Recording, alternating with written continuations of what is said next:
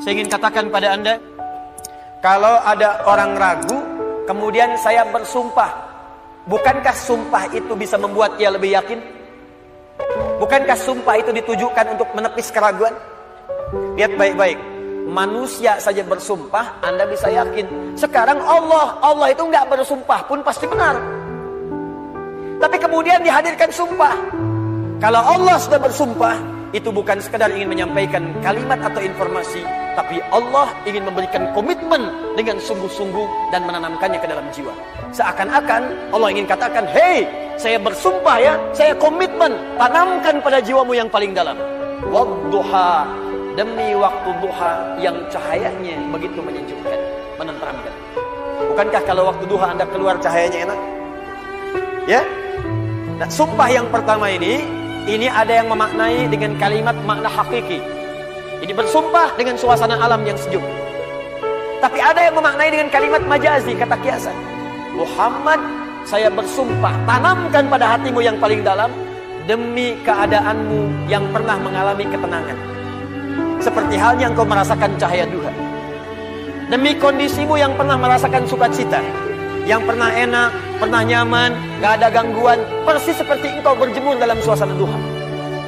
Bukankah kalau Anda keluar suasana duha enak? Dalam bahasa bebasnya, saya bersumpah demi ketenangan, kenyamanan, kesejukan yang pernah engkau rasakan dalam hidupmu sampai dengan sekarang, seperti merasakan cahaya duha. Walaili idza saja. Hati-hati. Dan saya pun bersumpah demi malam apabila telah datang gelap gulita. Demi malam apabila nampak gelap sehingga tidak terasa, tidak terlihat apa yang ada di sekitarannya. Ini pun bisa diartikan bahasa kiasan. Walaili idza saja.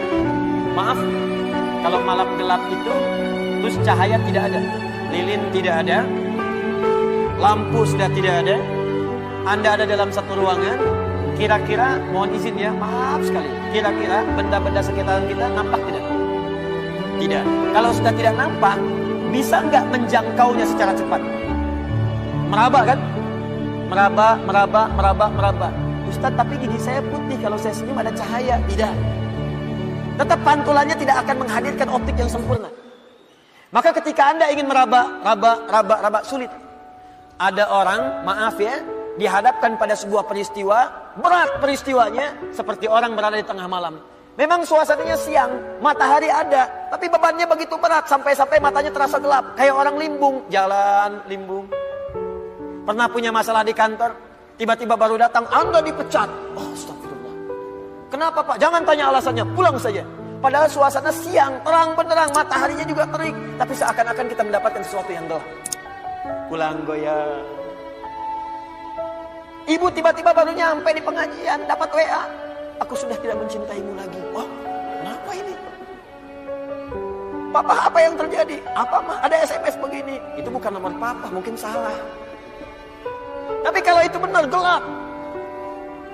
Jadi ada beban-beban tertentu dalam kehidupan yang terasa begitu gelap. Maka muncul kalimat walaili idza saja.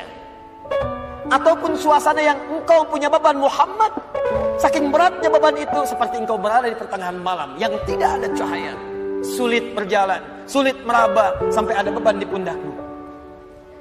Ma wadda'aka rabbuka wa ma qala.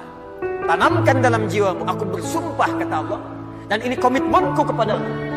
Baik engkau dalam suasana suka seperti waktu duha, ataupun dalam suasana punya beban yang sangat berat, tanamkan, yakinkan pada jiwamu, aku tidak akan pernah meninggalkanmu selamanya. Jangan dengarkan perempuan itu yang berkata, Tuhanmu telah meninggalkanmu. Inna sahibaka qad qala. Dijawab langsung oleh Allah, ma wadda'aka rabbuka wa ma qala. Gak akan pernah Tuhanmu meninggalkanmu, apalagi kemudian menjauhimu. Ini kata para ulama, ini manhaj yang pertama. Bila seseorang dekat dengan Allah dan selalu mendekatkan diri kepada Allah untuk bertakarrub, dekat sampai merasakan kedekatan dengan Allah, maka tidak ada yang paling menyenangkan dan tidak akan pernah merasakan beban dalam hidup kecuali semuanya akan diringankan oleh Allah Subhanahu wa taala. Kecuali semuanya akan terasa ringan karena dia merasa dekat dengan Allah Subhanahu wa taala. Di bahasa singkatnya begini, kalau Anda dekat dengan Allah, baik dalam suasana senang tidak akan melalaikan. biasa saja, karena yang paling tingginya Allah. Dan kalau sedang punya musibah pun gak akan berpengaruh. Seberat apapun, sepanjang Anda merasa ada Allah, demi Allah saya katakan, semua itu akan terasa ringan. Contoh, maaf ya, Anda sedang punya masalah sekarang, berat terasa, gak mudah dirasakan. Tapi dalam hati Anda ada keyakinan kepada Allah. Tiba-tiba muncul kalimat, la yukallifullahu nafsan illa Allah gak mungkin titipkan beban persoalan kecuali Anda sanggup menjalani. Jadi kalau orang-orang yang dekat dengan Allah, di hatinya ada Allah, dalam pikirannya ada Allah, ingatannya terhadap Allah, jadi yang lain itu merasa kecil. Ini berita langsung dari Allah. Kalau beban hidup kamu ingin ringan menghadapi persoalan, maka dekatkan dirimu kepada Allah. Maka dalam suasana suka engkau tidak akan lalai. Kan ada orang yang suasana suka dia lupa dengan Allah, sehingga gak sadar berbuat maksiat. Dulu waktu belum jadi direktur, olahraganya bersepeda. Jadi direktur, sekarang mulai main golf, jalan. Sekarang mulai punya sekretaris. Sekretarisnya perempuan. Banyak melihat sekretaris dibandingkan istri di rumah. Jalan. Pergaulan mulai meluas. Hati-hati. Kalau tidak ada manhaj Rabbani, kedekatan dengan Allah dalam jiwa, itu bisa berpeluang untuk bermaksiat. Hati-hati. Bisa berpeluang untuk bermaksiat. Dulu belum terlalu kaya, pakainya sepeda, kadang jalan kaki. Sekarang datang mobil. Kalau nggak punya kedekatan dengan Allah, mobil itu kadang-kadang nggak bisa buka pintunya. Kalau belum dibukakan, nggak mau keluar. Kalau belum muter keliling komplek, belum afdol. Dulu ke masjid bisa jalan, jarak ke masjid cuma 10 meter. Habis punya Grand Max, bahkan ke IMAX, bahkan ke NMAX, motor. Jadi keliling komplek dulu 3 kali. Assalamualaikum, ayo Pak Haji ke masjid. Akhi ayo ke masjid, masih di dalam aja. Dia lupa yang di dalam itu lagi ke Cianjur, gak ada orang. Itu poinnya. Jadi jangan sampai saat kita berada di atas, lalai kita dengan kehidupan, sehingga menenggelamkan kita dalam apa yang kita dapatkan. Tapi yang lebih bahaya, jangan sampai ketika saat sedang punya persoalan, kita juga kemudian merasa berat dengan itu. Bebannya berat, limbung, bicara tidak terkontrol, makan tidak enak, tidur tidak nyaman, dan suasananya nggak menyenangkan, capek saja.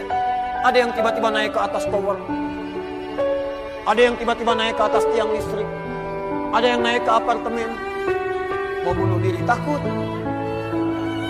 balik lagi gemetaran, dan seterusnya. Dan tidak ada kerjaan. Semua itu tidak akan pernah terjadi kalau Anda dekat dengan Allah Subhanahu wa Ta'ala. Di pelajaran pertama dari surah Ad-Duha di awal ayatnya, berusahalah selalu mendekatkan diri kepada Allah Subhanahu wa Ta'ala.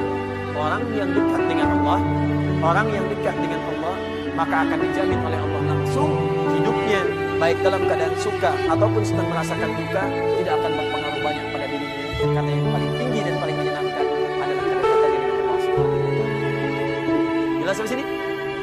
Baik. Jadi kalau dia sedang kaya, tahajud jalan, karena yang dirindukan tahajudnya. Lihat Abdurrahman bin Auf, Utsman bin Affan, Tamim Ad-Dari, kekayaan banyak, harta melimpah, kapak terbuat dari emas, malam masih tahajud, teman-teman. Masih sempat baca Al-Quran.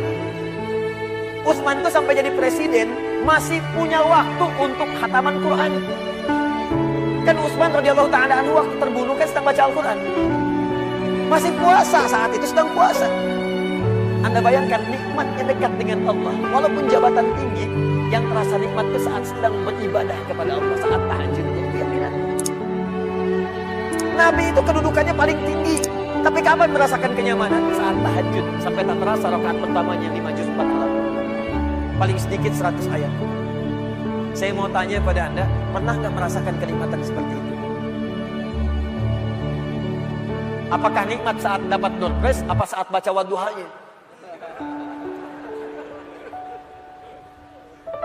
Ayo coba rasakan, sampai hadir situasi itu. Sampai enak, tahajud tuh diburu gitu. Bukan karena IPK-nya dapat 4, bukan karena dapat proyek besar, tapi yang dirasakan, ya Allah, terima kasih Engkau titipkan ini. Dan dia kejar siapa yang memberikannya, kejar malamnya, kejar bacaan Qur'annya, kejar puasanya. Itulah yang sesungguhnya hakikat dalam kehidupan kita. Satu poin pertama, kalau ada orang yang sudah bisa mendekat kepada Allah, maka Allah jamin dalam syukurnya dalam situasi dia tenangnya, nyamannya, dia tidak akan menjauh dari Allah, dan dalam situasi dapat musibah pun tidak akan banyak berpengaruh dalam kehidupan.